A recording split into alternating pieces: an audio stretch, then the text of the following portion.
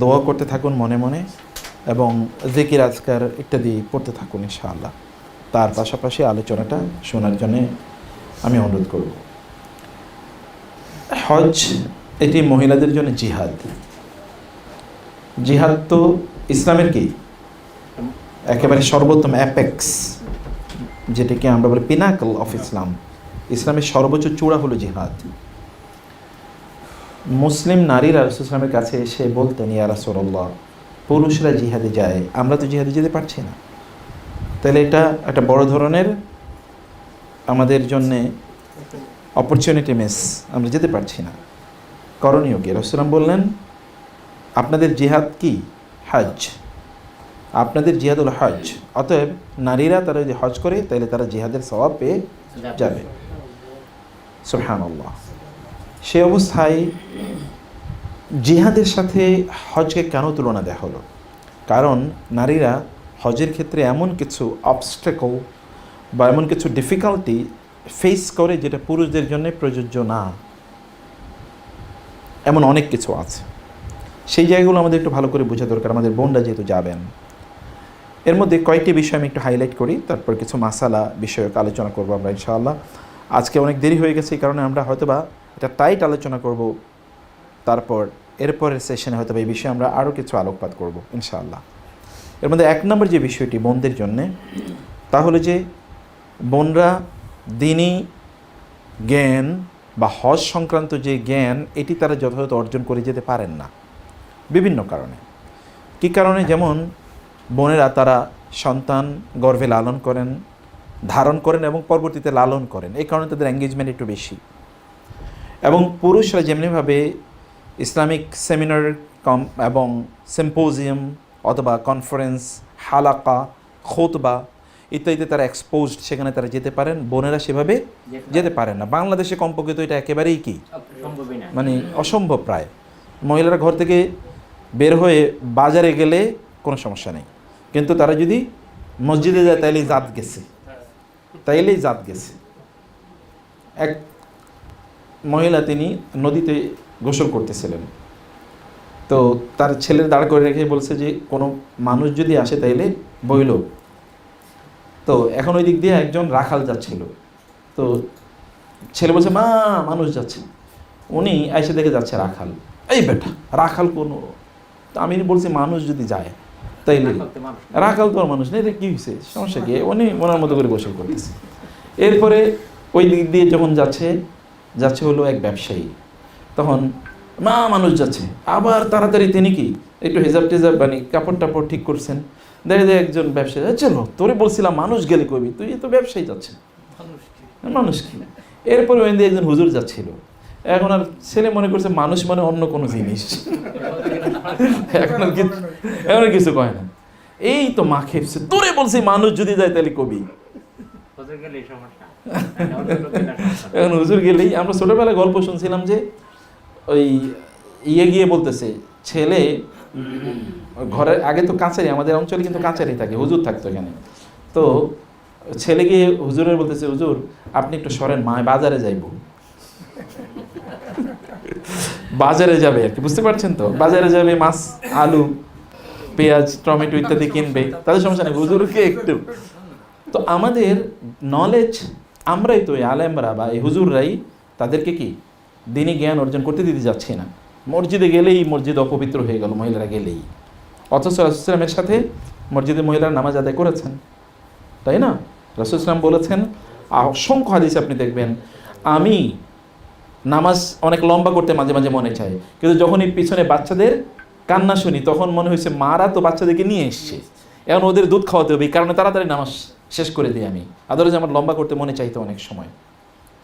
রাসূলুল্লাহ সাল্লাল্লাহু আলাইহি ওয়াসাল্লাম বলেছেন, লা তামনাউ ইমা আল্লাহি মাসাজিদাল্লাহ, আল্লাহর বাড়িদেরকে আল্লাহর ঘরে আসতে তোমরা বাধা দিও না। কিন্তু আমরা তো বাধাই দিই, মসজিদে মহিলাদের যাওয়ার কোনো জায়গাই নাই। এখন কিছু হচ্ছে আল্লাহর রহমতে, কিন্তু আগে একেবারে ছিল না। তো ফলে এই জ্ঞান অর্জন এটা বিগ চ্যালেঞ্জ। আমরা পুরুষরাও আমাদের নারীদেরকে কেবলই মনে করি ওনারা রান্নাবান্না করবে, ঘর দুয়ার গুছিয়ে রাখবে, কিন্তু তাদের যে দ্বীনি জ্ঞান অর্জন করতে হবে এটা আমরা বুঝি না। আবার কেউ দ্বীনি জ্ঞান বা জ্ঞান অর্জন, মহিলারা এখন যে প্রবণতা দাঁড়িয়েছে, ক্যারিয়ারিস্ট উইমেন, এই ফ্যান সরাই দিতে হবে তো, ক্যারিয়ারিস্ট ওমেন, ক্যারিয়ারিস্ট ওমেনদের কাজ কি? তারা বলে যে আমি পড়াশোনা করছি ঘরে বন্দি থাকার জন্যে, এরকম বলে কিনা বোনরা বলে, সরি না ওই যে ইয়ে লাগছে ঠান্ডা, আমি পড়াশোনা করছি ঘরে বন্দি থাকার জন্যে, অ্যাজ ইফ পড়াশোনা করতেছি কী করার জন্য? মানুষের সার্ভেন্ট বা দাস হিসেবে কাজ করার জন্য, সার্ভিস দেওয়ার জন্য। এখন এই কারণে বোনেরা তারা মনে করে বাসায় রান্না করা এটা কি একটা গোলামি, কিন্তু ওই হোটেলে গিয়ে রান্না করে খাওয়ানো এটা কি? এটা ক্রেডিট। স্বামীরে রান্না করে খাওয়ানো এটা গোলামি, কিন্তু বসের জন্য রান্না করা কি? এটা ক্রেডিট, এটা ক্যারিয়ার, তাই না? হচ্ছে কিনা এরকম সমাজে? হচ্ছে তো। নিজের বাচ্চাদেরকে লালন পালন করার জন্য তিনি প্রচণ্ড বিরক্ত থাকেন, কিন্তু স্কুলে অথবা কলেজে অন্যদের বাচ্চাদেরকে পেশাব পায়খানা পর্যন্ত পরিষ্কার করে দেওয়াটাকে তারা মনে করছেন ক্যারিয়ার। এটা বোথ সাইডে প্রবলেম আছে, তাদেরও প্রবলেম আমাদেরও প্রবলেম।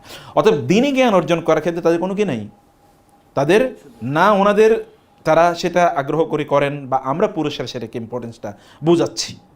আর নারীরা তারা যদি দিনই জ্ঞান অর্জন করার কোনো সুযোগ পায়ও তাইলেও আমরা সেখানে তাদের উপস্থিতি দেখি না, কারণ তারা এখন আছে টিকটক নিয়ে, ইউটিউব নিয়ে, ফেসবুক নিয়ে ইত্যাদি নিয়ে তারা ব্যস্ত আছে। তো আলহামদুলিল্লাহ আমরা এখানে এরকম একটা সুযোগ করে দেয়া এটা পুরুষদের দায় এবং দায়িত্ব। আপনার স্ত্রীকে আপনি তাকে এডুকেটেড এনলাইটেন্ড বানান, এটা আপনার দায়, এটা আপনার দায়িত্ব।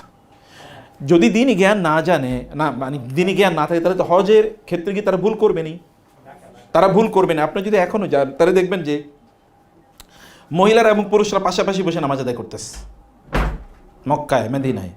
তো এতে কি নামাজ হবে? এই পুরুষরাও নামাজ হবে না, মহিলারাও নামাজ হবে না, কিন্তু তারা পড়ছে।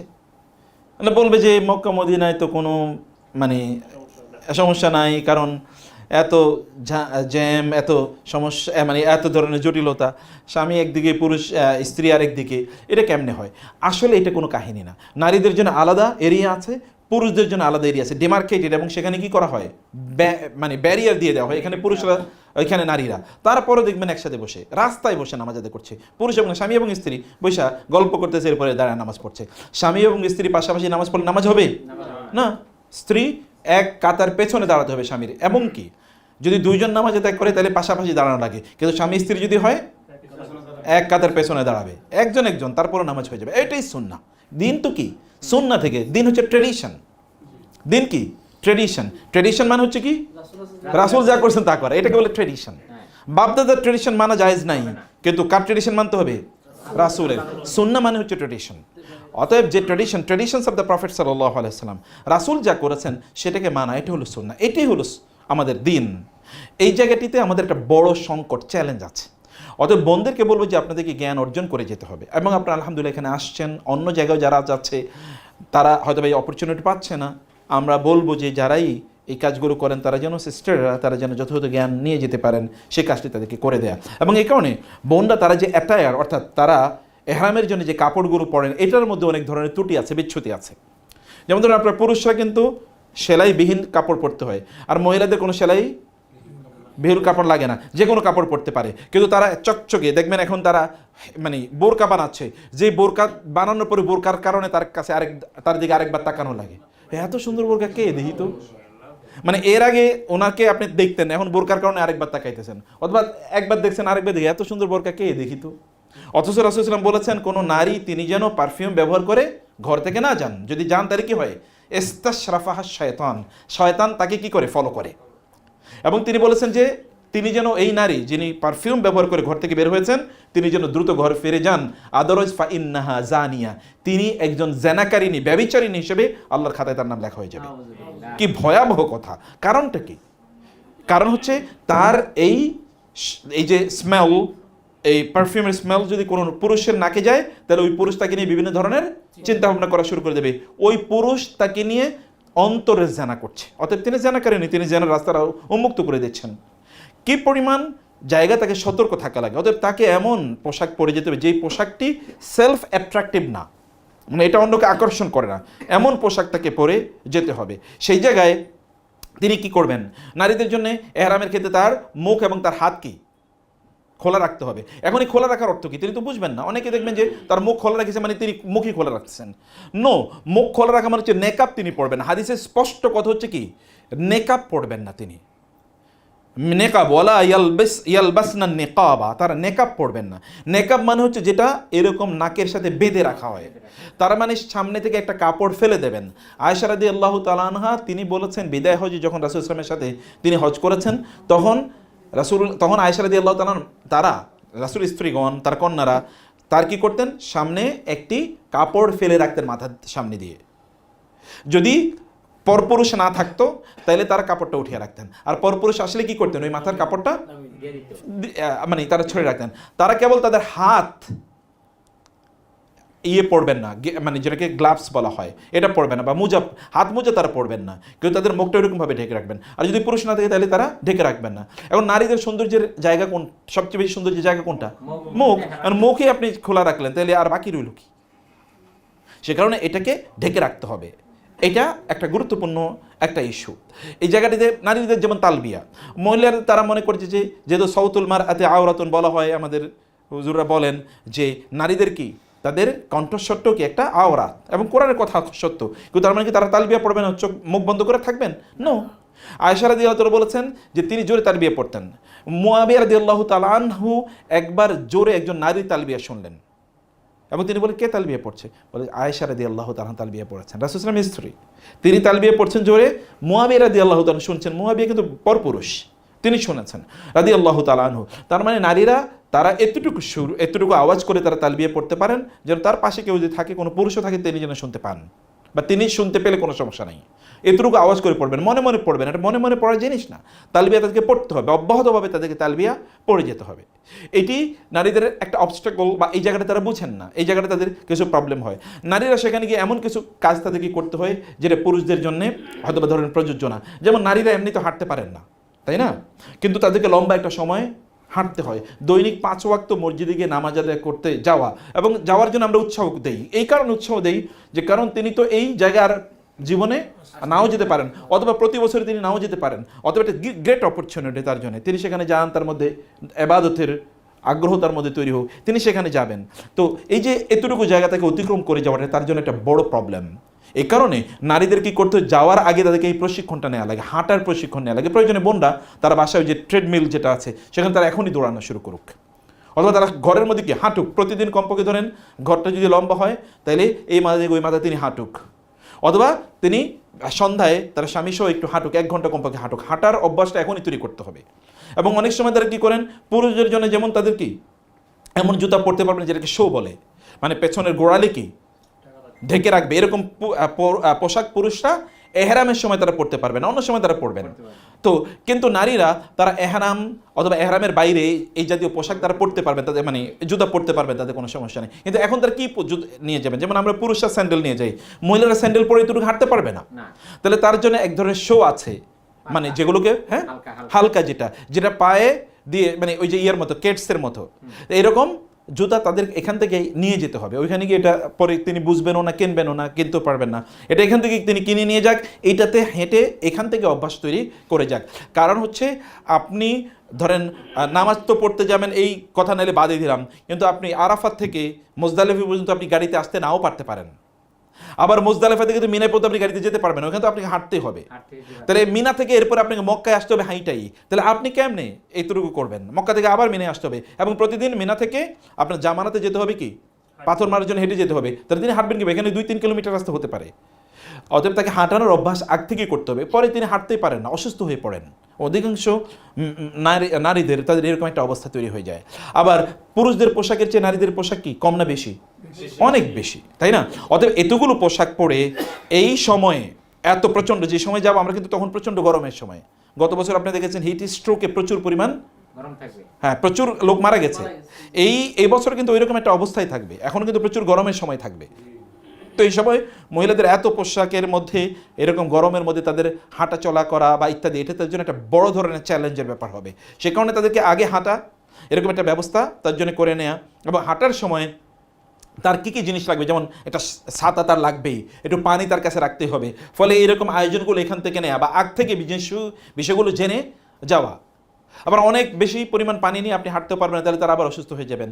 এই জায়গাগুলো আগেই তাদেরকে এই প্রশিক্ষণ নিয়ে যাওয়া দরকার।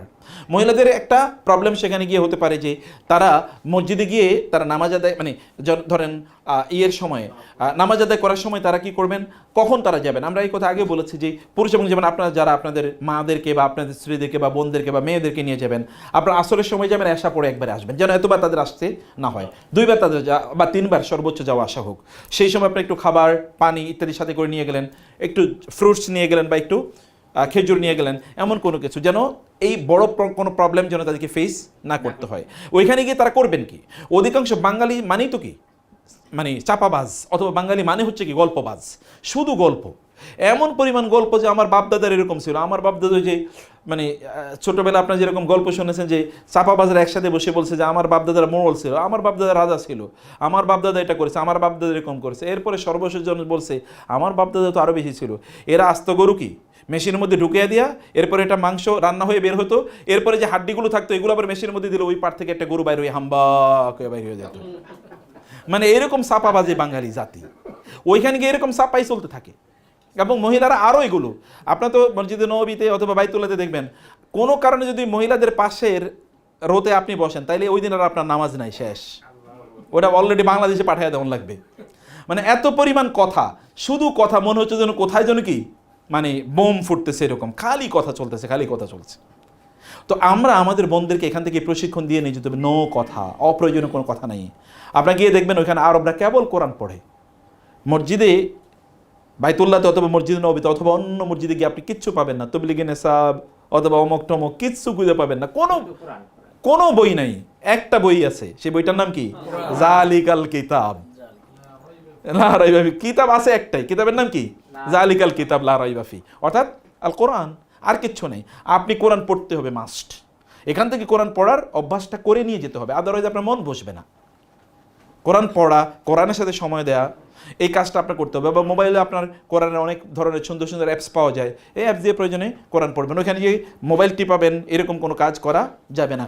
যেন কোরআনের সাথে যেন আপনাদের সময়টা কাটে বা কোরআনের সাথে যেন আপনাদের রিলেশনটা তৈরি হয়, এই কাজটি আমাদের করা দরকার। এই প্রশিক্ষণ এখান থেকে না নিয়ে গেলে ওইখানে গিয়ে হঠাৎ করে আপনি ফেরেশতা হতে পারবেন না। মানুষ কিসের দাস, অভ্যাসের দাস। মানুষ অভ্যস্ত হতো, এই কারণে ছোটবেলায় দেখেন আমরা বাচ্চাদের কথা বলি যে বাচ্চারা নামাজের জন্য ওদেরকে আদেশ করতে কত বছরে বলা হয়েছে, 7 বছরে। 7 বছরে কি ওরা বালেগ হয়? তাহলে কেন বলা হয়েছে?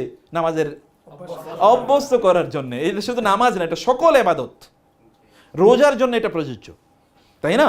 ওদেরকে অভ্যস্ত করার জন্য। কারণ হঠাৎ করে 12-13 বছর বয়সেই সে কি আল্লাহর ওলি হয়ে যেতে পারে না, আগ থেকেই তাকে অভ্যস্ত করে নিতে হয়। আমাদেরকেও বোনদেরকে এরকম এখান থেকে অভ্যস্ত করে নেওয়া যাওয়া দরকার, যেন ওইখানে গিয়ে তখন তারা আর ওইখানে শপিং মলে ঘোরার কোনো ইয়ে হবে না। ওইখানে ঘুরবো, ওইটা কিনবো, এগুলো তখন আর মনে থাকবে না। তখন তার মনে থাকবে না আমার স্পিরিচুয়াল গ্রোথ, আমি এখানে 5-6-7 লাখ টাকা খরচ করে এসেছি, আমি কি বাজার করার জন্য এসেছি? বাজার কি বাংলাদেশে পাওয়া যায় না? একই জিনিস বাংলাদেশে অ্যাভেলেবল, বরং আরও কি কম পয়সায় পাওয়া যায়, আরও কম পয়সায়। অথবা আপনি ওই পেরেশানিতে যাবেন না, আপনি এখানে কিনবেন প্রয়োজনে। অথবা আপনি কেনাকাটা তোর করতে যান, আপনি গিয়েছেন আবাদত করার জন্য। এই আবাদতের স্পিরিটটা এখান থেকেই নিয়ে যাওয়া লাগবে, অভ্যস্ততা এখান থেকে তৈরি করতে হবে। আপনি ওইখানে গিয়ে একেবারে তাহাজ্জুদে অভ্যস্ত হয়ে যাবেন, নট নেসেসারিলি, অসম্ভব। আপনাকে এখান থেকেই তাহাজ্জুদে অভ্যস্ত হওয়ার কিছুটা প্র্যাকটিস এখন থেকে করে যেতে হবে। টাইমিংটা সুন্দর করে নিতে হবে, সালাত যেন সময় মতো আপনি আদায় করেন, এখান থেকে টেন্ডেন্সিটা ডেভেলপ করে যেতে হবে গ্র্যাজুয়ালি। ওইখান গিয়ে বাচ্চাদেরকে আপনি অনেকে, বোনদের জন্য সবচেয়ে বড় যেটা হয়, একটা হোম সিকনেস তাদের থাকে, কারণ বাচ্চাদেরকে রেখে যায়, মা বাবাকে রেখে যায়, অথবা ধরেন আত্মীয় স্বজনকে রেখে গেল।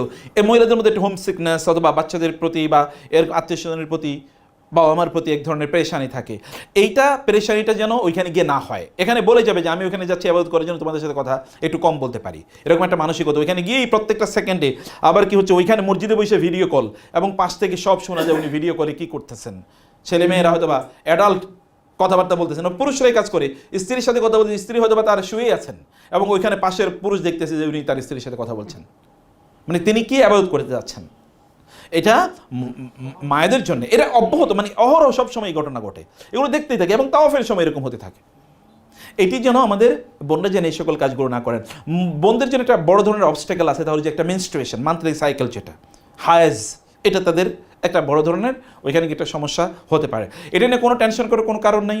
এটা তো আল্লাহ সুবহানাহু ওয়া তাআলা মায়েদের জন্য এই ব্যবস্থা করে দিয়েছেন যেন আমরা জন্ম নেই। এটা সিস্টেম না থাকলে তো আমরাই জন্মই নিতাম না।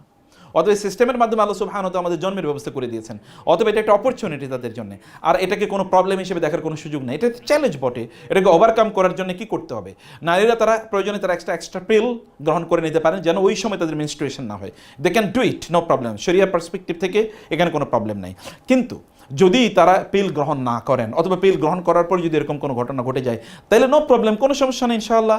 তারা কেবল তাওয়াফ ছাড়া আর সব কাজ করবেন। আরাফাতে অবস্থান করবেন, মুজদালিফে অবস্থান করবেন, মিনায় অবস্থান করবেন, কেবল কি করবেন না, তাওয়াফ করবেন না। আর এছাড়া তো আর দুটো জিনিস আছে আগ থেকেই, তাহলে কি নামাজ পড়া এবং কোরআন ধরা। নামাজ পড়া কোরআন ধরা এই দুই কাজ করবেন না আগ থেকেই। এটা আর নতুন একটা জিনিস তাদের কি হলো, অ্যাড হলো, সেটা কি, তাওয়াফ করতে পারবেন না। তওয়াফ তারা করবেন যখন তারা হালাল হয়ে যাবেন, পবিত্র হয়ে যাবেন, তহুর হয়ে যাবেন, তখন তারা তওয়াফ করবেন। যদি ব্যাপার এরকম হয় যে ধরেন মানে ইয়ে হয়ে গেল, হজও হয়ে গেল, কিন্তু আসার সময় কি তার হায়েজ হয়ে গেছেন, এখন তিনি বিদায় তওয়াফ করতে পারেন, তখন করবেন কি, তখন তিনি ওই হায়েজ অবস্থায় বিদায় তওয়াফ করবেন। যেমন আগামীকাল তার কি ফ্লাইট, এখন তার স্বামীর ফ্লাইট আগামীকাল, দুইজন যদি কি না আসে তাহলে তাকে আবার 1 লাখ টাকা বা 2 লাখ টাকা দিয়ে তাকে আবার ইয়ে করতে হবে, অথবা তিনি আসতে পারবেন না কারণ একটা গ্রুপের ইস্যু আছে, আসতে পারবেন না কারণ জটিলতা পড়ে যাবেন, তখন তিনি ওই অবস্থায় তওয়াফ করবেন, এরপর একটু সাদাকা করে দেবেন, নো প্রবলেম। এটা ইবনে তাইমিয়া রাহিমাহুল্লাহ তিনি বলেছেন এটা হলো জরুরি মাসালা, ফামানিত্তুররা গায়রা বাগিউ ওয়ালা আদিন ফালা ইসমা আলাইহি। কেউ যদি বাধ্য হন তাইলে কি তার কোনো গুনাহ নাই, কেউ যদি বাধ্য হন তাহলে তার কোনো গুনাহ নাই। এটা তো মানুষ যখনই কোনো কাজের জন্য বাধ্য হয় তাইলে সেই কাজটি তার জন্য কি, necessity doesn't know any law, necessity knows no law ইংরেজিতে বলা হয়। আপনার দরুরাতু তুবিহুল মাহদুরাত, আরবি প্রবাদ বাক্য, এটা ইসলামের মূলনীতি, যে প্রয়োজন হলে কি সেটি তখন ব্যক্তির জন্য এটি জায়েজ হয়ে যায়। যেমন আপনার যদি পানি না থাকে, মাটিও নাই, তা আপনি কী করবেন, নামাজ আদায় করবেন না, এমনি নামাজ আদায় করবেন অপবিত্র অবস্থায়। আচ্ছা যেমন জামা কাপড় কিছুই নেই, তিনি কী করবেন, সালাত পড়তে হবে না, কেমনে পড়বে, এই উলঙ্গ অবস্থায় কেমনে বসে বসে পড়বে, এই উলঙ্গ অবস্থায়, অত উলঙ্গ অবস্থায় নামাজ পড়া জায়েজ না, উলঙ্গ অবস্থায় নামাজ পড়া জায়েজ নেই। মহিলাদের এখানে একটা বড় ইস্যু আছে, মহিলারা যখন নামাজ আদায় করে তখন তাদের নামাজের ড্রেস কি এমনি নর্মাল ড্রেসেই, অতএব নামাজের জন্য কোনো শিথিলতা নাই।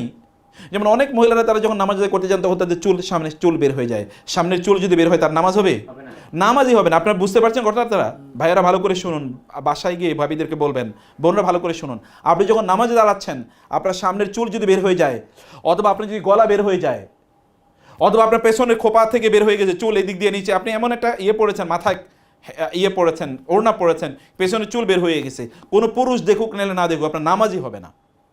কারণ তাকে পরিপূর্ণ কি করে সতর করে তাকে নামাজ আদায় করতে হবে। মহিলাদের সতর কি পুরো শরীর নাকি কোনো জায়গায় ফাঁকা আছে, নো, পুরো শরীর। পুরুষদের সতর নাভি থেকে কি হাঁটু পর্যন্ত। এখন কোনো পুরুষ তিনি শুধু নাভি থেকে হাঁটু পর্যন্ত ঢেকে রেখেছেন, তাহলে তার নামাজ হয়ে যাবে। কিন্তু তার যদি নাভি থেকে হাঁটু পর্যন্ত কোনো একটা জায়গায় বের হয়ে যায় তাহলে নামাজ হবে, নামাজ হবে না। অজু ভাঙবে না। আমাদের দেশে বলে হাঁটুর উপর কাপড় উঠলে অজু ভাঙবে, অজু ভেঙে যাবে। হাঁটুর উপর কাপড় উঠলে অজু ভাঙে না, কিন্তু হাঁটুর উপর কাপড় উঠলে কি হয়ে যাবে, নামাজ ভেঙে যাবে, নামাজ হবে না, আবার তাকে নামাজ আদায় করতে হবে। ঠিক মহিলাদের জন্য একই ঘটনা। মহিলাদের তাদেরকে পায়ের পাতা এটাকে ঢেকে থাকবে কিনা, হ্যাঁ আমি বলেছি ঢেকে থাকবে, যদিও হাদিসে এই ব্যাপারে কথা আছে যে ঢেকে রাখতে হবে, এটাই সহি, সবচেয়ে বিশুদ্ধ হাদিস, যদিও ওলামায়ে কেরামের কিছু ইখতিলাফ আছে, কিন্তু আমি বলেছি না, আপনি ঢেকে রাখবেন। কারণ হালাল এবং হারাম, অথবা যদি ধরেন একটা হচ্ছে করতে হবে আর করতে হবে না, এরকম কোনো জায়গায় যদি একত্রিত তাহলে যেটা করতে হবে বলা হয় ওইটা করতে হয়, ওইটা করতে, তাহলে আপনি বাঁচতে পারবেন, আদরজ আপনি বাঁচতে পারবেন না। অথবা আপনি এমনভাবে, যেমন আমরা বলেছি মহিলাদের নামাজের জন্য আলাদা কি আছে, খিমার আছে, এই খিমারটা আপনি ব্যবহার করবেন, চুল ঢেকে রাখবেন এবং নামাজ আদায় করবেন। যদি এমন হয় যে মহিলারা, তারা তো আমরা বলেছি এমনি তারা মুখ ঢেকে রাখবেন, পরপুরুষের সামনে আপনি যখন নামাজ আদায় করবেন আর মহিলাদের এরিয়াতে যদি আপনি পড়েন তাহলে তোর কোনো প্রবলেম নাই, তখন আপনি মুখটা খোলা রাখতে পারেন, হাত খোলা রাখতে পারেন, কিন্তু পা আপনি ঢেকে রাখবেনই এবং মাথার সহ অন্যান্য গোটা শরীরের অঙ্গ প্রত্যঙ্গ ঢেকে রাখবেন। মহিলারা যখন হেঁটে যান তখন তারা একটা চ্যালেঞ্জের মুখোমুখি হন যে পুরুষদের গায়ের সাথে তাদের লেগে যায়, পুরুষদের গায়ের সাথে লাগা এটা মহিলাদের জন্য জায়েজ আছে কোনো অবস্থায়, কোনো অবস্থায় এটা হারাম। অতএব এটা পুরুষদের দায়িত্ব হলো, যেমন আমরা হজের সময় যেটা বা উমরার সময় যেটা করি, তাহলে যে আমরা একটা কর্ডন অফ করি, আমাদের পুরুষদেরকে মাহরামদেরকে দিয়ে চারিদিকে বেঁধে রাখি, মহিলারা এর মধ্যখানে থাকে, এটা আমরা করার চেষ্টা করি। হজে হয়তো আমরা এটাই করবো ইনশাআল্লাহ। এখন আপনাদেরকে কিন্তু মহিলাদেরকে জায়গাটা মনে রাখতে হবে, এহরামের জায়গায় বা মাতোয়াফে ঢোকার জন্যে পুরুষদের জন্য কি এহরামের কাপড় পরা বাধ্যতামূলক, এছাড়া আপনি ঢুকতে পারবেন না। কিন্তু মহিলাদের তো সব কাপড়ই কি এহরামের কাপড়, ফলে সব মহিলারা ওইখানে ঢুকে যায়, ঢুকে গিয়ে তারা এখন পুরুষদের সাথে মারামারি করে, কুস্তাকুস্তি, রেসলিং করে, তারপর ওই বাইতুল্লাহ ধরবে, হাজারে আসওয়াদ ধরবে। বাইতুল্লাহর সব জায়গায় ধরা জায়েজ না, বরং এটা বেদাত। বাইতুল্লাহর কেবল 3 জায়গায় স্পর্শ করা যায়। কয়টা জায়গা? 3টা। রুকনে ইয়ামানি, হাজারে আসওয়াদ এবং মুলতাজাম। কি বলেন তো? রুকনে ইয়ামানি, হাজারে আসওয়াদ, মুলতাজাম। রুকনে ইয়ামানি মানে হচ্ছে ওই যে ইয়েমেনের দিকে যেই পিলারটা, উত্তর মানে দক্ষিণ দিকের পিলার, এই কর্নারের পিলারটা। হাজারে আসওয়াদের আগের পিলারটা, যেই পিলার থেকে রব্বানা আতিনা ফিদ দুনিয়া হাসানা পড়তে হয়। এরপরে হাজারে আসওয়াদ, এরপরে হাজারে আসওয়াদ থেকে শুরু করে উত্তর দিকে আরেকটা কি, ওই যে দরজা, মসজিদে বাইতুল্লাহতে ঢোকার জন্য যে দরজা, এই দরজার আগ পর্যন্ত জায়গাটাকে কি বলে? মুলতাজাম বলে। এই 3টা জায়গায় কেবলমাত্র ধরা যায়, আর অন্যান্য জায়গায় ধরলে এটা বেদাত হবে বলে ইবনে আব্বাস রাদিয়াল্লাহু আনহু বলছেন। অর্থাৎ আমরা ওইখানে ধরার, আপনারা অনেক ইমোশনাল হয়ে যাবেন যে আমরা ওইখানে ধরে আসছি, বাইতুল্লাহ ধরছি কাঁদতেছে, বুঝছেন না? বাইতুল্লাহ ধরতেছি কাঁদতেছে, মানে যেমন শাহজালাল মাজারে আজকে ওইখানে গিয়া 2 রাকাত সেজদা দিয়ে আইছি, এরা বইয়া কাঁদতেছে। এর মধ্যে যে মোশরেক হয়ে গেছে সে বুঝে নেই, সে ইমোশনালি কাঁদতেছে। এটা করার কোনো সুযোগ নাই, এটা করার কোনো প্রয়োজন নেই। মহিলারা এই কাজগুলো তারা করতে যাচ্ছে না। ইমোশন তো ইসলাম না, ইসলাম সবকে ইমোশন না, ইমোশন দিয়ে তো সব কাঁদে ফালাইতেছে, কিন্তু আসলে কি কোনো ভিত্তিই নাই, ভিত্তিই নাই এটা। তো আপনাকে বুঝতে হবে যে নলেজ যা, এর উপরে সুন্নাহ, তার উপর কাজ করা লাগবে। এই 3টা যদি আপনি ধরতে পারেন ধরবেন, না ধরতে পারলে নাই, সমস্যা কি? না ধরলে আমার মনে হয় না যে আমি গত 6-7 বছরের মধ্যে কোনো দিন আমি হাজারে আসওয়াদের কাছে যাওয়ার চেষ্টা করেছি। আমি চেষ্টাই করি নাই, কারণ ওইখানে যাইতে গেলে কারোর সাথে ধাক্কাধাক্কি মারামারি করতে হবে। এই মারামারি করা হারাম। হাজারে আসওয়াদ ধরা কি নফল? এখন হারাম বেশি গুরুত্বপূর্ণ নাকি নফল গুরুত্বপূর্ণ? হারাম অ্যাভয়েড করা সবচেয়ে বেশি গুরুত্বপূর্ণ, আর নফল করলে কি আর না করলেই কি? আমি এটা ধরলেই যে আমি একেবারে জান্নাতুল ফেরদাউসে চলে যাব, এটা কি নিশ্চিত? তাহলে তো ফেরাউন মানে কি বলে, আবু জাহেল, ওতবা, সাহেবা, রবিআর জান্নাতুল ফেরদাউসে যেত। নো, অতএব এইটাকে করার কোনো প্রয়োজন নেই। বোনরা গিয়ে এই চ্যালেঞ্জগুলো, কারণ একটা ইন্টারনাল দেশে এসে বলবে আমি কিন্তু হাজারে আসওয়াদ ধরছিলাম, এটাও কিন্তু এক ধরনের ইম্পালস, ভেতর থেকে এক ধরনের মানে কি একটু বলার একটা প্রবণতা আছে, আমি কিন্তু হাজারে আসওয়াদ ধরছিলাম, জানেন জান্নাতি পা ধরছিলাম, আপা জানেন আমি ধরছিলাম, কিন্তু মাশাআল্লাহ যায় ভাই, কিভাবে ভাই? এটা যাওয়ার কোনো সুযোগ নাই তো, বছরের 12 মাসে কখনোই যাওয়ার সুযোগ না। হ্যাঁ, কোনো অবস্থায় যাওয়ার সুযোগ না। আপনি ওইখানে গেলে আপনার দম বন্ধ হয়ে মরে যেতে পারেন, আপনি এমন একটা অবস্থা হতে পারে। তো আপনি কেন সেখানে যাবেন? রাসূলুল্লাহ সাল্লাল্লাহু আলাইহি ওয়াসাল্লাম ওমর রাদিয়াল্লাহু আনহুকে বলেছেন তুমি ওখানে যাও না, লা তুযুল মুমিন, মুমিনদেরকে কষ্ট দিও না, কারণ তুমি অনেক শক্তিশালী, অন্যরা দুর্বল, তুমি গুতা দিবে, অন্যরা ব্যথা পাবে। মুসলমানদেরকে গুতা দেওয়া হারাম, আর পুরুষরা অন্য নারীদের গায়ের সাথে লাগা কি হারাম।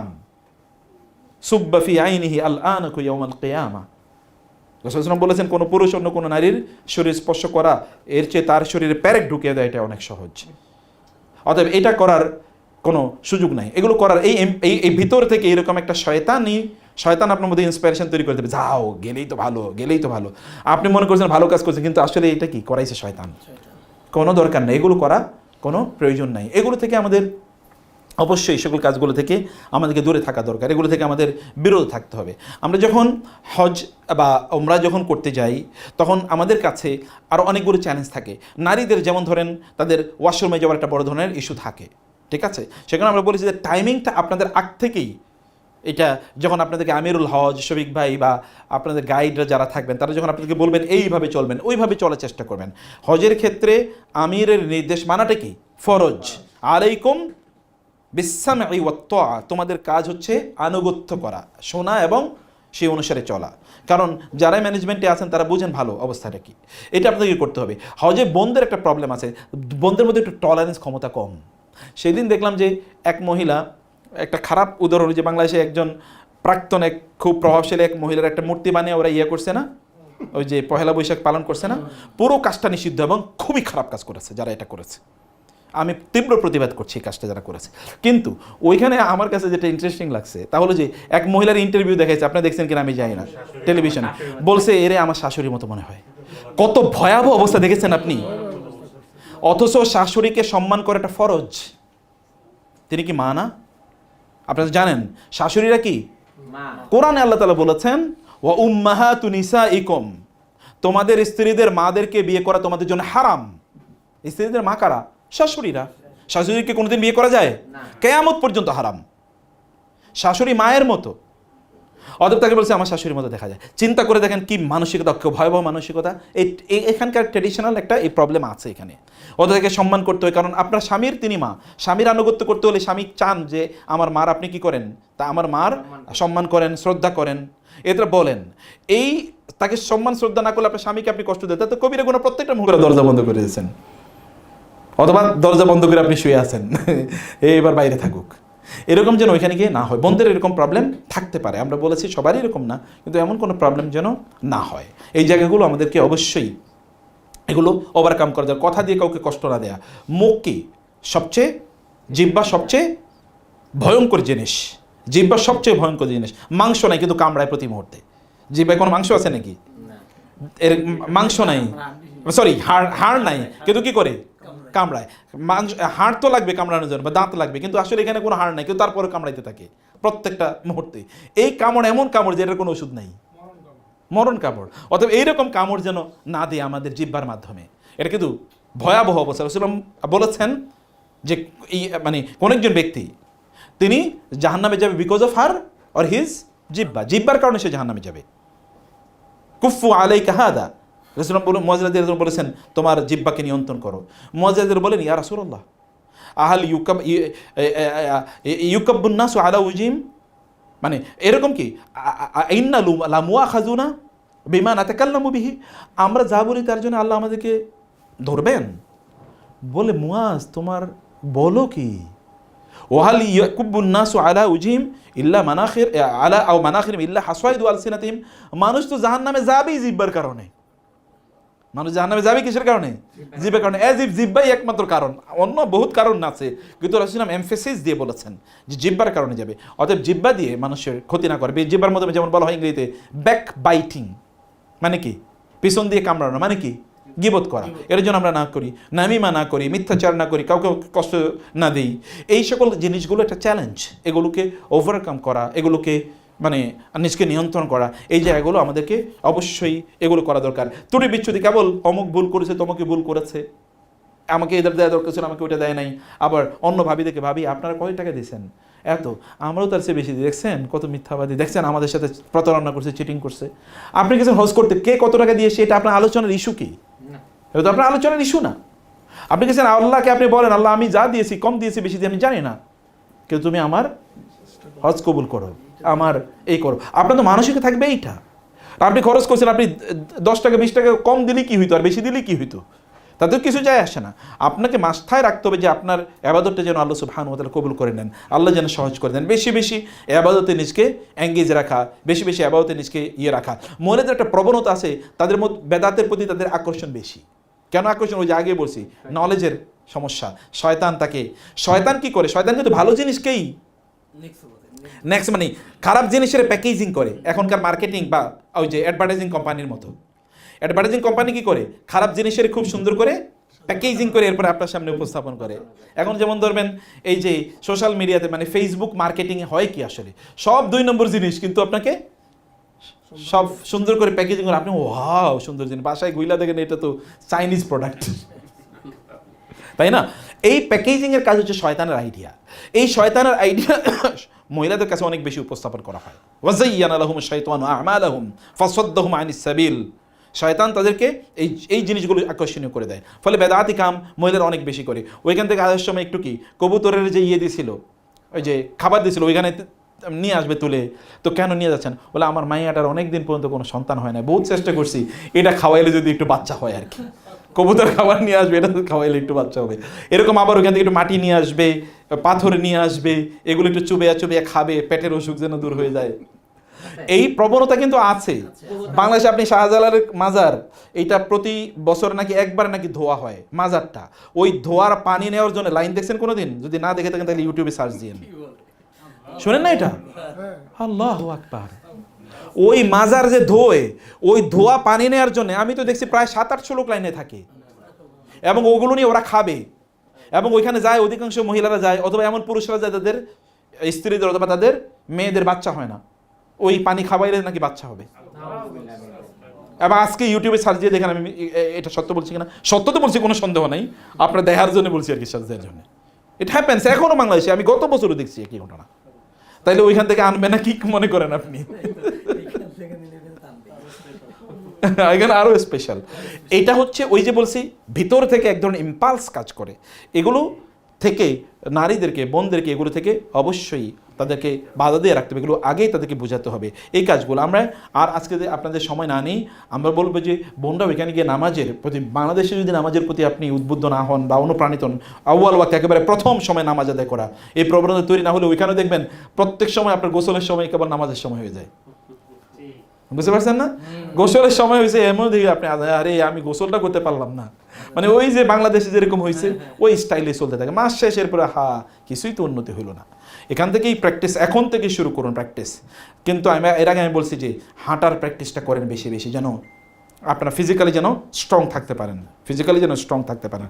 এখন থেকে হাঁটার প্র্যাকটিস করুন, এখন থেকে ইবাদতগুলো প্র্যাকটিস করুন, এখন থেকে সুন্দর কথা বলা প্র্যাকটিস করুন, এখন থেকে কোরআন তেলাওয়াত করার তাসবিহ পড়ুন, মানে প্র্যাকটিস করুন, তাসবিহ তাহলিল করা প্র্যাকটিস করুন। এই ভালো কাজগুলো এখন থেকেই প্র্যাকটিস করে আমাদের যাওয়া দরকার ইনশাআল্লাহ। নেক্সট সেশনে আমি আজকে আর আমরা সময় না নিয়ে নেক্সট সেশনে আমাদের এই যে সংক্রান্ত মহিলাদের একেবারে সব কিছুর মাসালা ধরে ধরে আমরা একটু আলোচনা করব। মানে এহরামে তাদের কী করা উচিত, নামাজে তাদের কী করা উচিত। যেমন মহিলারা, বাংলাদেশি মহিলারা ওইখানে যাওয়ার পর তারা জানাজার নামাজ পড়ে না। বোন মহিলা সে ওইখানে করে কি, আমরা তো কিছু বুঝি না, বইয়া থাকি, তো জানাজার নামাজ পড়ে নাই না, যে নিয়মও জানে না, আসলে করে কি তাও বোঝে না। কারণ একসাথে বসে সাথে গল্প করতেছে, আড্ডা দিতেছে, এর মধ্যে যে জানাজা হচ্ছে, এই কি করছে ইমাম সাহেব বুঝি নাই তো কিছু। বাংলাদেশে মহিলারা কোনোদিন জানাজার নামাজ পড়তে পারছে? যাই দেখেন এরপরে হুজুররা কোথায় নিয়ে যায়, জাহান্নামের সাইড রাস্তায় নিয়ে এরপরে ছাড়িয়ে দেবো, কে রে ফি নারি জাহান্নামা খালিদিনা ফিহা। তো অথচ ওইখানে গেলে একটা বিশাল অপরচুনিটি। কেউ যদি জানাজার নামাজে অংশগ্রহণ করে তাইলে তার জন্যে উহুদ পাহাড়ের পরিমাণ সওয়াব আল্লাহ তাআলা কি করবেন, তার আমল নামায় লিখে দেবেন। উহুদ পাহাড় এর ওজনের মতো, কি পরিমাণ ওজন উহুদ পাহাড়, মাটির ওজন কি পরিমাণ। আর উহুদ পাহাড় এটা তো ছোট্ট কোনো পাহাড় না, এটা কিন্তু সিরিজ অফ মাউন্টেন্স। এই পাহাড়ের পরিমাণ সওয়াব আপনার আমল নামে লিখে দেবে। এবং প্রত্যেক ওইখানে এমন কোনো নামাজ নাই যে নামাজে কি জানাজা হয় না, এমন কোনো নামাজ নাই। তাহলে আপনি যদি ধরেন 30 দিন থাকেন, 30-এর 5 দিয়ে গুণ করেন তো 150 উহুদ পাহাড়ের পরিমাণ সওয়াব আপনি আমল নামায় নিয়ে আসতে পারবেন। কিন্তু এগুলো থেকে আমাদের বোনরা বঞ্চিত হয়, কারণ তারা জানে না। অর্থাৎ আপনাকে এখানে এটাও আমরা আলোচনা করবো যে আপনি কীভাবে সালাতুল জানাজা ওইখানে আদায় করবেন। অন্যান্য ইবাদতগুলো সবগুলো ধরে ধরে আমরা আরাফাতে বোনরা কি ভুল করে, মুজদালিফায় কি ভুল করে, মিনায় তারা কি ভুল করে, জামারাতে তারা কি ভুল করে, তাওয়াফের সময় তারা কি ভুল করে, তাওয়াফুল বিদায়ে তারা কি ভুল করে, মহিলার স্পেসিফিক। সময় আজকে কম হওয়ার কারণে আমি শুধু সামগ্রিক এটা আলোচনা করলাম। নেক্সট ইয়েতে আমরা সেশনে আমরা প্রত্যেকটা ধরে ধরে আপনাদেরকে এই জিনিসটা আলোচনা করব। কিন্তু আপনাদেরকে আসতে হবে ইনশাআল্লাহ, আসবেন। নলেজ এই সেশনগুলো, এই সেশনে কি হয় জানেন, মাস্তামা কওমুন ফি বাইতিন মিন বুয়ুতিল্লাহি ইয়াতলুনা কিতাবাল্লাহ ওয়া ইয়াতাদারাসুনাহু ফীমা বাইনাহুম ইল্লা নাযালাত আলাইহিমুস সাকিনা ওয়া হাফফাতহুমুল মালায়েকা ওয়া গাশিয়াতহুমুর রাহমা ওয়া যাকারাহুমুল্লাহু ফীমান ইনদাহ। কোন লোকেরা তারা যদি কোনো দ্বীনি আলোচনার বৈঠকে বসে, তাইলে আল্লাহ তাআলা তাদেরকে ওই বৈঠকে 4টা জিনিস দেন। একটা হলো আল্লাহ তাআলা তাদের অন্তরটা শান্তি প্রশান্তি দিয়ে পূর্ণ করে দেন। এই শান্তি তো আপনি গোটা পৃথিবী বিক্রি করলে পারবেন না। শান্তি দিয়ে আল্লাহ তাআলা পূর্ণ করে দেন, প্রশান্তি দিয়ে। 2 নম্বরে তাদেরকে আল্লাহ সুবহানাহু ওয়া তাআলা রহমত দিয়ে বেষ্টন করে রাখেন, রহমত, স্পেশাল রহমত এটা। 3 নম্বর হচ্ছে ফেরেশতারা তাদেরকে চারিদিক থেকে ঘিরে রাখে যেন শয়তান এখানে না আসতে পারে। 4 নম্বর বিষয় হচ্ছে আল্লাহ তাআলা ফেরেশতাদেরকে ডেকে ডেকে বলেন, তার কাছাকাছি সবচেয়ে নিকটবর্তী ফেরেশতারা কারা এরা, জিবরিল, মিকাইল, ইসরাফিল, মালাকুল মাউত, এরকম ফেরেশতাদেরকে ডেকে বলেন, আমার এই বান্দাগুলো দিকে তাকাও তো, এই বান্দাদেরকে নিয়ে আমি তোমাদের সামনে গর্ব করলাম, এরা আমার সেরা বান্দা। আপনি এটা মিস কেন করবেন, এটা কেন মিস করবেন? এরকম 4টা জিনিস এখানে পাওয়া যায় এই দিনই আলোচনায়। এবং এখানে দিনই আলোচনা বাইরে কিছু হয় নাকি? এখানে তো হয় না যে আপনার টাকা পয়সা দেবেন, এই করবেন সে করবেন, নো ইস্যু। বরং আপনাদের পেছনে কিছু খরচও আছে, যেটা আমি না বললাম, অফ দ্য রেকর্ড বললাম। তাইলে আপনাদেরকে you will have to come to purchase জান্নাত। জান্নাত কেনার এই আয়োজন আপনাদেরকে আসতে হবে। এটা হালাকাতুজ যিকির। এটা হলে রাসূল সাল্লাল্লাহু আলাইহি ওয়াসাল্লাম বলেছেন এটা কি, এটা হচ্ছে জান্নাতের বাগান। এখানে জান্নাতের বাগান। সেখান থেকে তোমরা যখন জান্নাতের বাগানের পাশে দিয়ে যাবা, তখন ওইখান থেকে কিছু কিনাও, তোমরা ওইখান থেকে কিছু মানে কিছু তোমরা পারচেজ করো, কিছু তোমরা কেনো, কিছু তোমরা ওইখান থেকে নাও, সংগ্রহ করো। সাহাবায়ে কেরামের জান্নাতের বাগান কি? তিনি বলেন হালাকাতুজ যিকির, যেখানে আল্লাহর কথা বলা হয়, এরকম একটা জায়গা, দিনী মাজলিস। অতএব এরকম মাজলিসগুলোতে বেশি বেশি আশা লাগে, এগুলো আসতে হবে। এটা হৃদয়ের খোরাক। মানুষ কেবল খায়াই বাঁচে না, মানুষের কেবল শরীরের খাবার লাগে না, মানুষের সবচেয়ে বেশি খাবার লাগে কোনটার? কলবের, রুহের খাবার লাগে সবচেয়ে বেশি। শরীরের খাবার মানুষকে অসুস্থ বানায়, রুহের খাবার মানুষকে কি বানায়? সুস্থ বানায়। যেমন ধরেন আপনাকে আমি এখন 2 কেজি খাবার দেব, খাইতে পারবেন? যদি খান তাইলে কি হবে? অসুস্থ। মানে আপনাকে হসপিটালে নেওয়া লাগবে না? তার মানে এই খাবার মানুষের কি বানায়? অসুস্থ বানায়। আপনি যত কম খাবেন তত ভালো থাকবেন, যত বেশি খাবেন তত কি অসুস্থ হবেন। আর অন্তরের খাবার মানুষকে কি বানায়? সুস্থ বানায়। আপনি যত খাবেন তত সুস্থ, যত খাবেন তত সুস্থ। রাসূল সাল্লাল্লাহু খেতেন কি দেখেন তো, ইফতার করতেন কয়টা? আর দুইটা 3টা খেজুর দিয়ে, 3টা খেজুর দিয়ে, কারণ বেজোর খেজুর দিয়ে তিনি ইফতার করতেন, 3টা খেজুর দিয়ে। এরপরে সারা রাত নামাজ পড়তেন। এই 3টা খেজুরের কি ইম্প্যাক্ট! তাহলে খাইতেন কি? খাবার কি ছিল? খাবার তো এইটা না, এটা মূল খাবার না, মূল খাবার আরেকটা। অতএব ওই খাবারটাতে আপনার বেশি আশা লাগবে ভাইয়েরা বোনেরা। আল্লাহ সুবহানাহু ওয়া তাআলা আমাদের এই আয়োজনগুলোকে কবুল করে নেন। আল্লাহুম্মা আমিন। বারাকাল্লাহু ফিকুম। ইনশাআল্লাহ নেক্সট শুক্রবার তো ইনশাআল্লাহ আলোচনা আছে না? চারটা বিষয়, একটা আমি তো একটা বিষয় সিলেক্ট করে দিই। জি, আত্মার প্রশান্তি লাভ করে, হ্যাঁ। আমাদের দ্বারা ঘিরে রাখা হয়, ফেরেশতা দ্বারা ঘিরে রাখা। আর হলো আল্লাহ তাআলা তার সবচেয়ে নিকটবর্তী ফেরেশতাদের সামনে এইদেরকে নিয়ে গর্ব করেন না, নাম বলেন অমুক অমুক অমুক অমুক আমার এই বান্দারা। তো জাযাকুমুল্লাহ খায়র। হাযা সাল্লাল্লাহু সুবহানাহু ওয়া তাআলা নবিয়ানা মুহাম্মদ ওয়া আলিহি ওয়া সাহবিহি আজমাইন। সুবহানাকা আল্লাহুম্মা ওয়া বিহামদিকা আশহাদু আল্লা ইলাহা ইল্লা আনতা আস্তাগফিরুকা ওয়া আতুবু ইলাইক। আসসালামু আলাইকুম ওয়া রাহমাতুল্লাহি ওয়া বারাকাতুহু। ওয়ালাইকুম আসসালাম ওয়া রাহমাতুল্লাহি ওয়া বারাকাতুহু। আমাদের বলা ছিল বন্ধের প্রশ্ন উত্তর। ও আচ্ছা আচ্ছা, তাহলে তো আছে। মাশাআল্লাহ মাশাআল্লাহ, গুড। এই পর্বে প্রশ্ন উত্তর। হ্যাঁ হ্যাঁ, ঠিক আছে ঠিক এখানে আছে। তাইলে ওনাকে থাকবে স্যার? থাকুক, সমস্যা কি? ঠিক আছে, জি। এখানে তো ওনাদের স্ত্রী তো আছে, আপনি কই রাখতেছেন? ঠিক আছে। জি, জি, আপনাদের যে কোনো বন্ধের প্রশ্ন, এনি কোয়েশ্চেন ইনশাআল্লাহ, এনি কোয়েশ্চেন। জি, আজ এখন আপনাদের যা যা জানা আছে একটু বলুন। আর আপনাদের যাদের ওর জন্য আপনারা যোগ করে ফেলেন, মাগরিব পড়তে হবে। যদি কারো মাগরিব রেডি হয়।